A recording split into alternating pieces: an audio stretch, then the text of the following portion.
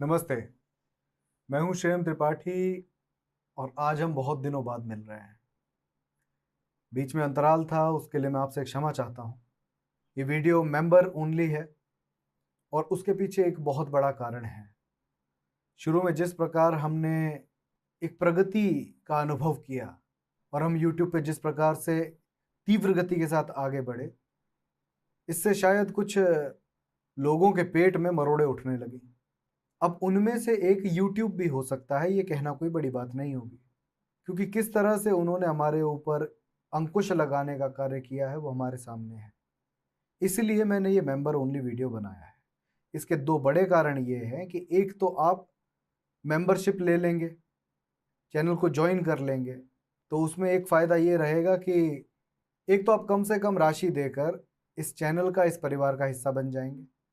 और तकनीकी रूप से जिस व्यक्ति के अधिक चैनल मेंबर्स होते हैं उनके ऊपर यूट्यूब का अंकुश बाकी चैनलों के मुकाबले कम रहता है, तो हम सशक्त होकर, जागरूक होकर सत्य को सामने रख पाएंगे यदि आप एक छोटा सा शुल्क देकर मासिक मेंबरशिप सदस्यता ले लें। दूसरा कारण यह है कि हम जिस मुद्दे के बारे में आज बात करने वाले हैं वो बहुत संवेदनशील है।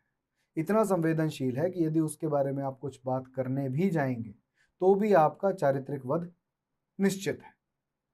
लेकिन फिर भी अभी हाल फिलहाल में कुछ ऐसी घटना हुई जहां पर किसी ने मेरा नंबर संत श्री आसाराम बापू जी के नाम से कोई अश्लील वीडियो बना होगा, उसमें जोड़कर मेरा नाम नीचे लिखकर उनके भक्तों के पास पहुंचा दिया, जिसके बाद 24 घंटे में लगभग 500 से अधिक कॉल मेरे पास आए। और सभी व्यक्ति मुझसे, ये तो नहीं कहूँगा कि उन्होंने दुर्व्यवहार किया, लेकिन एक प्रकार का आग्रह था उनकी ओर से कि इस केस के बारे में आपके पास यदि जानकारी नहीं है तो आप कुछ ना बोलें। वास्तविकता यह है कि मैं कुछ बोल भी नहीं सकता था, क्योंकि मैंने भी अभी तक इस केस के बारे में सिर्फ वही जाना था जो मीडिया के माध्यम से हम सबको बताया गया है। लेकिन जब मेरे ऊपर इस प्रकार के लांछन लगे, इस प्रकार की बातें हुई, तो मैंने थोड़ा सा इसकी गहराई में जाकर जानकारी इकट्ठा करने का प्रयास किया और मेरी आंखों के सामने कुछ ऐसे तथ्य आए जिनको आपके सामने रखना बहुत आवश्यक था। तो इस वीडियो को मैंने 3 भागों में बांटा है। पहले भाग में मैं आपको 10 मूल बड़े कारण बताऊंगा जिसके आधार पर आप ये विचार उत्पन्न कर सकते हैं कि संत श्री आसाराम बापू जी को एक षड्यंत्र के माध्यम से, एक साजिश के चलते फंसाया गया। दूसरे भाग में मैं आपको बताऊंगा कि इस केस में जो भी कानूनी कार्रवाई हो रही है उसके अंदर क्या क्या मुख्य पहलू लिखे हुए हैं, वो जस का तस मैं आपको कोर्ट की रिपोर्ट पढ़ के बता दूंगा, आप उसमें जानकारी ले सकते हैं। तीसरे भाग में मैं आपके सामने दूसरे पंथों से, दूसरे मजहबों से आने वाले व्यक्ति जो इस प्रकार के अपराधों में लिप्त हैं, जिनके अपराध पुष्ट भी हो चुके हैं लेकिन उनको फिर भी बाइज्जत बरी किया गया और उसके साथ साथ उनको समाज में प्रतिष्ठा, मान सम्मान सब कुछ दिया गया, और उनके बारे में हमारा मीडिया भी खामोश बैठा रहता है। मैं इस पूरे किस्से पर कोई जजमेंट नहीं दूंगा, क्योंकि मैं कोई जज हूं नहीं, और अगर मैंने कुछ ऐसा कह भी दिया जो निर्णायक रूप से सामने आया तो मैं मानता हूं कि यह हमारे कानूनी प्रक्रिया और अदालत की तौहीन होगी। उसी अदालत की तौहीन होगी जो अदालत रात के 3 बजे किसी आतंकवादी के लिए खुल जाती है, और जितनी देर में सुबह सुबह चाय पीकर जज साहब का प्रेशर भी नहीं बनता होगा, उससे पहले पहले, या यूं कहें कि उससे भी कम समय में जहांगीरपुरी में बुलडोजर रुकवाने के लिए नोटिस दे देते हैं। तो ऐसी न्यायपालिका या ऐसे न्यायालय की तौहीन करना मेरे बस की बात नहीं है। मैं आपके सामने तथ्य रखूंगा, जिन सभी के लिंक मैं आपको डिस्क्रिप्शन में दे दूंगा, टेलीग्राम ग्रुप में भी दे दूंगा। मैं स्पष्ट कर देना चाहता हूं कि मैं संत श्री आसाराम जी बापू का कोई रजिस्टर्ड सदस्य नहीं हूं, ना ही उनका कोई शिष्य हूं, ना कभी उनके किसी स्कूल में या किसी आश्रम में गया। हाँ, इतना कह सकता हूं कि मैं एक सनातन सेवक हूं, और सनातन धर्म के जिन भी व्यक्तियों के ऊपर आंच आती है, जिन भी संतों को आज तक षड्यंत्र का हिस्सा बनाया गया है, उनके समर्थन में और धर्म के समर्थन में मैं आवाज उठाता रहूंगा। फिर चाहे कोई राजनीतिक पार्टी उस बात का समर्थन करे, कोई हिंदू संगठन उस बात का समर्थन करे अथवा ना करे। तो ये तो हो गया एक लंबा सा इंट्रोडक्शन। वीडियो थोड़ा सा बड़ा हो सकता है, लेकिन आपके सामने सभी तथ्य आना बहुत आवश्यक है। तो चलिए आज की वीडियो प्रारंभ करते हैं उन 10 मूल कारणों से। तो जनसत्याग्रह.in पर दिए गए इन 10 बिंदुओं के माध्यम से संत श्री आसाराम जी बापू के जो भक्तगण हैं, जो उनके शिष्य हैं, जो मानते हैं कि उनके विरुद्ध एक बड़ा षड्यंत्र हुआ है, वो मैं आपके सामने रखने का प्रयास करूंगा। आप इसको जाने सुने, लिंक मैं डिस्क्रिप्शन में दे दूंगा। आप वहां पर जाकर पूरी तसल्ली के साथ इसे पढ़ भी सकते हैं और उसके बाद आप निर्णय कीजिए कि क्या सत्य है, क्या झूठ, क्या सही है, क्या गलत। तो पहला बिंदु इसमें आता है कि उन्होंने सोनिया गांधी, या यूं कहें कि भारत माता की सस्ती फिल्टर कॉपी कई लोगों की नजर में, उनके खिलाफ बहुत कुछ सत्य बोला, कुछ गलत नहीं बोला। जो बोला था सत्य था। क्या बोला वो मैं आपको बता देता हूं। इसमें पहली बात आती है कि संत श्री आसाराम जी बापू ने पब्लिकली, यानी सार्वजनिक रूप से ये बात सामने रखी कि सोनिया गांधी के, या यूं कहें कि एंटोनिया माइनो के गोपनीय संबंध हैं वेटिकन के साथ, जिनकी मदद लेकर वो भारत में ईसाई धर्मांतरण, यानी कि हिंदुओं का ईसाई धर्म में धर्मांतरण करवाना, और इसके लिए जिस प्रकार की भी राशि, जिस प्रकार की भी ताकत, जिस प्रकार की भी योजनाओं की आवश्यकता पड़ती थी, उन सब में सोनिया गांधी का वर्चस्व था और उन सब में उनकी प्रभुता थी। ये इनका मानना था और इन्होंने सार्वजनिक रूप से कहा, और ये सत्य भी है। और स्पष्ट रूप से कहते थे कि गांधी नेहरू परिवार के ये जो वंशज हैं, इन्होंने हमेशा विभाजन की राजनीति की है, देश को बांटने का काम किया है, और भारत के अल्पसंख्यकों को वोट लेने के लिए ये ईसाइयों को सरकारी योजनाओं के माध्यम से और मुस्लिमों को आर्थिक सहयोग के माध्यम से बढ़ावा देते हैं और हिंदुओं को हर प्रकार से दबाने का प्रयास करते हैं, जिसके लिए इन्होंने सेक्युलरिज्म नाम के हथियार का उपयोग भली भांति किया है। और इसी को सामने रखते हुए भगवा आतंकवाद जैसी चीज को, जैसे एक षड्यंत्र को, उस जैसे एक झूठ को सामने रखने के लिए या उसको सत्य का रूप देने के लिए संत श्री आसाराम जी बापू, बाबा रामदेव, साध्वी प्रज्ञा, शंकराचार्य जयेंद्र सरस्वती जैसे लोगों को झूठे षड्यंत्रों में फंसाकर जेल के अंदर डाला। तो दूसरा बिंदु यह है कि संत श्री आसाराम जी बापू हिंदुओं के धर्मांतरण में एक बहुत बड़ी बाधा थे। अब बाधा कैसे थे? अब जिन हिंदुओं को तलवार के दम पर दूसरे मजहब में डाला जाता है या उनका धर्मांतरण कराया जाता है, वो तो एक अलग कहानी है। यहाँ पर बात उनकी हो रही है जो सेवा कार्य का झांसा देकर चावल की बोरियां बांटते हैं, समोसे बांटते हैं, कहते हैं तुम्हारे बच्चों को फ्री पढ़ाई दे देंगे, मकान बनवा देते हैं। इस प्रकार के सेवा कार्य का चोला ओढ़कर जो हिंदुओं का धर्मांतरण करते हैं ईसाई धर्म के अंदर या ईसाई पंथ के अंदर, उनके खिलाफ एक बहुत बड़ी मुहिम संत श्री आसाराम जी बापू ने चलाई थी। और ये मुहिम विरोध की नहीं थी, ये मुहिम थी स्वावलंबन की, यानी कि आप आत्मनिर्भर बनिए, अपने आप ही लोग परिवर्तित होना बंद हो जाएंगे। और दक्षिण गुजरात में उन्होंने एक बहुत बड़े स्तर पर यह कार्य किया भी। देश के अलग अलग हिस्सों में उनके गुरुकुल चलते हैं, आश्रम चलते हैं, आदिवासी इलाकों में राशन दिया जाता है, उनको खाने पीने की सब प्रकार की सुविधा दी जाती है, आयुर्वेद के माध्यम से, योग के माध्यम से उनका इलाज किया जाता है, कई प्रकार की वहां पर सुविधाएं दी जाती हैं, उनके बच्चों को गुरुकुल के अंदर मुफ्त में शिक्षा दी जाती है।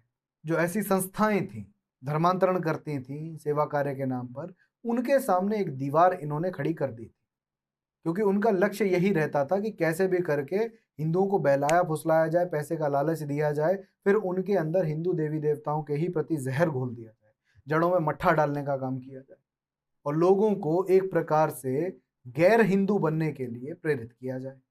आप देखते हैं ना, अभी पंजाब तो लगभग पूरी तरह से इसमें जा चुका है। भारत के दक्षिणी प्रांतों से कई प्रकार के वीडियोस आपके सामने आते हैं, आर करते थे उस टाइप की। तो इनके सामने एक बहुत बड़ी समस्या खड़ी हो गई थी जब इस प्रकार से एक ऑर्गेनाइज तरीके से आसाराम जी बापू की संस्थाएं चलना प्रारंभ हो गई। तीसरा बिंदु आता है कि जो निर्दोष साधु संत थे और हिंदू गुरु थे, उनको संत श्री आसाराम जी बापू ने पूरा पूरा समर्थन दिया, जिनके ऊपर झूठे केस चले थे। फिर चाहे वो साध्वी प्रज्ञा हो, चाहे बाबा रामदेव हो, चाहे शंकराचार्य जयेंद्र सरस्वती जी हो, तो जब इतना ताकतवर व्यक्ति, वो भी एक साधु, समाज में सामने आके खड़ा हो जाता है, तो जितने भी भारत विरोधी ताकतें हैं या हिंदू विरोधी ताकतें हैं, वो पूरी तरह से नष्ट होने की कगार पे आ जाती हैं और शायद यही एक बहुत बड़ा कारण था जिसकी वजह से उनको एक षड्यंत्र का भाग बनाया गया। कई प्रकार के वीडियो और आर्टिकल्स के लिंक्स मैं आपको डिस्क्रिप्शन में दे दूँगा, आप पढ़िएगा जाकर। तथ्यों पर आधारित है, उसमें कोई हवाई बातें नहीं है। हम वो धरती चपटी मानने वाले लोग नहीं, क्योंकि मैं आपको विश्वास दिला दूँ कि मीडिया में जब ये बातें उभरी थी, तो देखिए विश्वास तो टूटता है। लेकिन ये वही मीडिया है, जो मीडिया अभी हाल-फिलहाल में जब पंजाब में चुनाव हो रहे थे, तो दिल्ली वाले लोग जो पंजाब में जाके चुनाव लड़ने जा रहे थे, उनके खिलाफ एक शब्द नहीं बोला इस मीडिया ने। खिलाफ बोलने के लिए बहुत कुछ था, दंगे थे, शराब थी, बहुत कुछ था।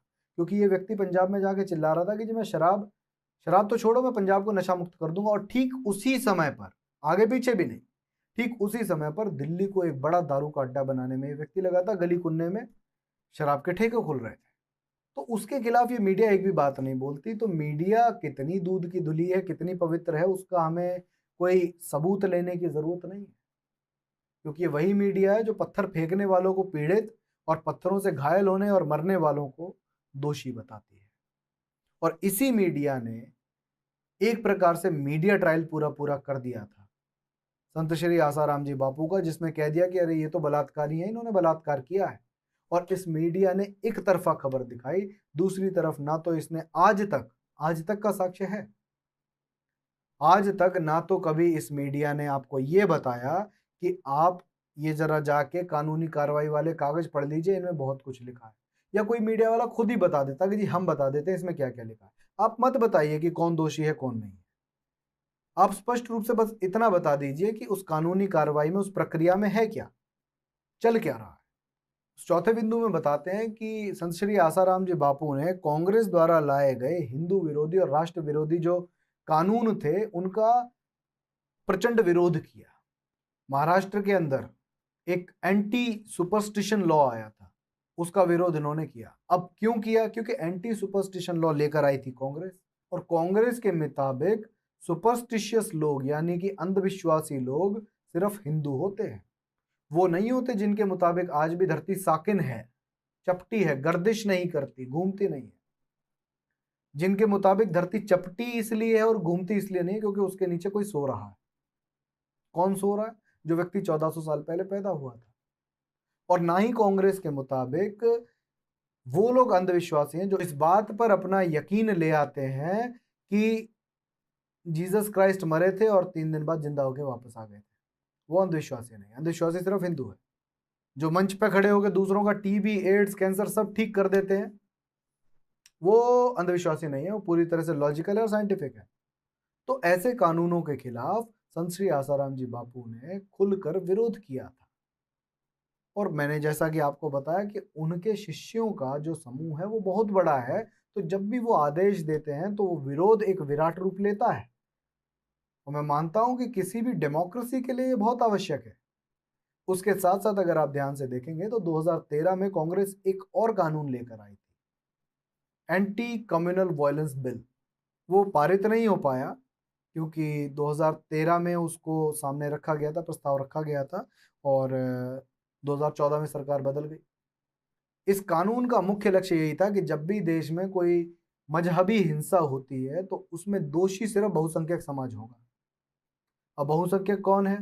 देश की नजर से आप देखेंगे, केंद्र सरकार ने कानून बनाया है, केंद्र की नजर से आप देखेंगे तो बहुसंख्यक हिंदू है। लेकिन दूसरे राज्यों में जहां पर हिंदू अल्पसंख्यक हो चुका है, वहां पर यह कानून लागू नहीं होने वाला था। तो ऐसे कानूनों के खिलाफ संत श्री आसाराम जी बापू ने खुलकर बात की है। पांचवा बिंदु आता है कि जब संत श्री आसाराम जी बापू का मीडिया ट्रायल चल रहा था, यानी कि कोर्ट ने तो, सुप्रीम कोर्ट ने यहां तक कि, हाँ वही वाला सुप्रीम कोर्ट जो शुरू में बताया था, उनने तो यहां तक कहा कि ये जो मीडिया कर रहा है ये गलत है, आप कानूनी प्रक्रिया में दखल दे रहे हैं। कोई होगा समझदार जज जिसने ये बात बोली होगी, सारे तो नहीं है खैर। तो जब ये मीडिया ट्रायल चल रहा था तो ऐसा माना जाता है कि कई प्रकार से आसाराम बापू और उनकी जो पूरी की पूरी संस्था है उसके ऊपर इस प्रकार के दबाव बनाए गए कि अगर आप पैसा दे दोगे तो शायद आपके खिलाफ ना बोला जाए। और अगर वो दे भी देते तो मैं मानता हूं कि बात सत्य थी, लेकिन उन्होंने सत्य में विश्वास रखा और कहा कि मैं मीडिया को पैसे नहीं दूंगा। तो अगर आप 2018 का कोई भी अखबार उठा के देखें, इंडियन एक्सप्रेस में अभी देख रहा था, उसमें स्पष्ट रूप से लिखा था संत श्री आसाराम जी बापू, या यूं कहें कि आसाराम बापू रेप केस।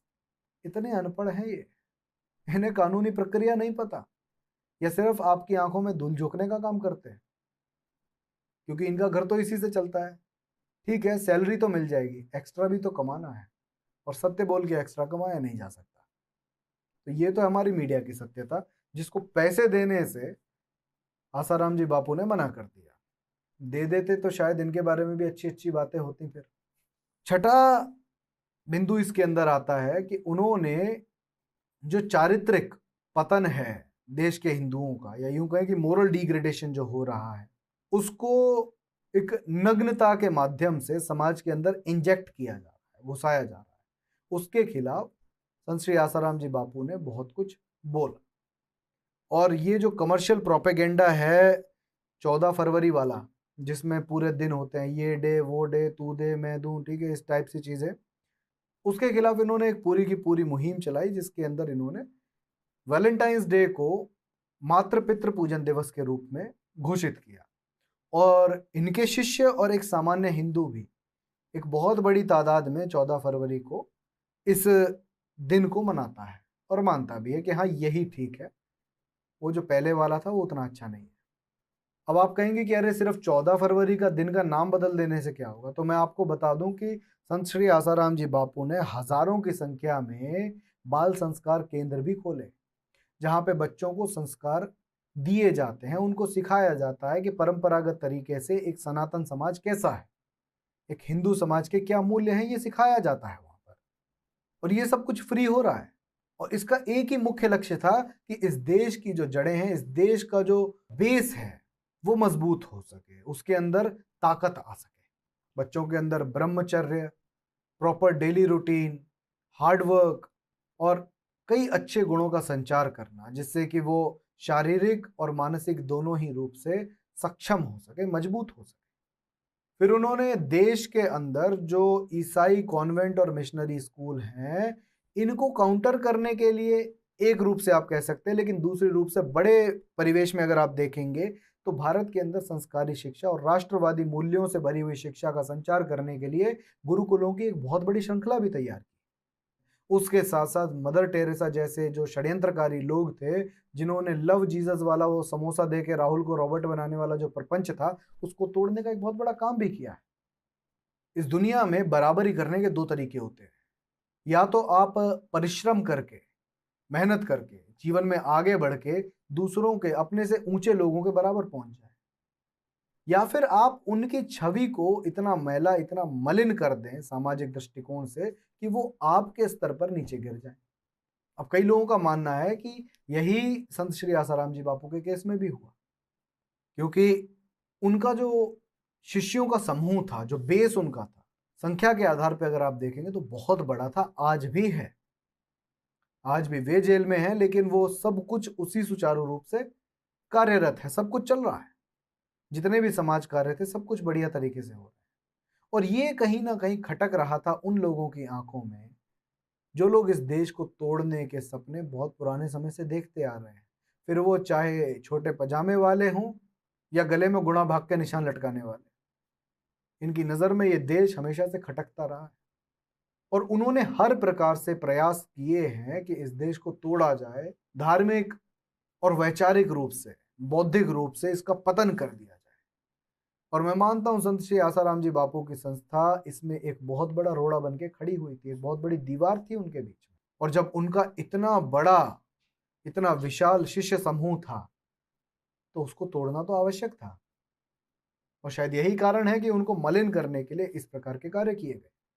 फिर उन्होंने नशा मुक्ति के लिए एक बहुत बड़ा कैंपेन चलाया, एक बहुत बड़ी मुहिम चलाई, जिसके अंदर उन्होंने जो फार्मास्यूटिकल माफिया जिसको कहते हैं, एलोपैथिक दवाइयों का जो चक्रव्यूह होता है, उसके खिलाफ बात की।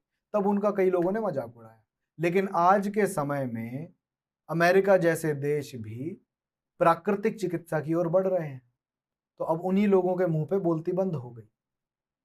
फिर उन्होंने जो नशा मुक्ति वाला मैंने आपको बताया, उसके बारे में एक बहुत बड़ी मुहिम चलाई, जिसके लिए भारत में तो उनका मजाक उड़ाया गया, लेकिन अमेरिका में एक बहुत बड़ी सरकारी संस्था drugfreeworld.org के नाम से चल रही है, जो हजारों डॉलर इसी के ऊपर खर्च करती है। होता है ना कि घर का जोगी जोगिया और आन गांव का सिद्ध, यानी कि अपना जो व्यक्ति है वो उसको कुछ नहीं आता, बाहर वाला बड़ा अच्छा है। आज भी अगर आपको नशा मुक्ति की बातें सुननी है तो आप गूगल करेंगे और देखेंगे किसी अंग्रेज ने क्या कहा, उसकी बात मानूंगा, अपने वाले की नहीं। कोई योग करने के लिए कह दे, कोई आपको आयुर्वेद की कोई चिकित्सा पद्धति बता दे तो आप नहीं मानेंगे। और ये एक बहुत बड़ा कारण था कि वो इसी को आगे बढ़ाने का प्रयास कर रहे थे। तो जिनको इससे आर्थिक और सांस्कृतिक नुकसान होने वाला था, उन्होंने इनको फंसाने का प्रयास किया। आज के वीडियो का आखिरी और 10वां बिंदु है कि भारत की जो पुरानी संस्थाएं हैं और जो हमारे पुराने ग्रंथ हैं, उनको बचाने का एक बहुत बड़ा काम, उनके संरक्षण का एक बहुत बड़ा काम संत श्री आसाराम जी बापू ने किया था, जिसमें गीता प्रेस गोरखपुर एक बहुत बड़ा नाम है। तो ऐसा यहाँ पर लिखा है कि संत श्री आसाराम जी बापू गीता प्रेस गोरख के एक बहुत बड़े सहयोगी थे। कई दुर्लभ ग्रंथ हैं जो हमारे दिव्य गति को प्राप्त गुरुओं ने, योगियों ने लिखे हैं। उन पुस्तकों को पुनः प्रकाशित करवाया संत श्री आसाराम जी बापू ने।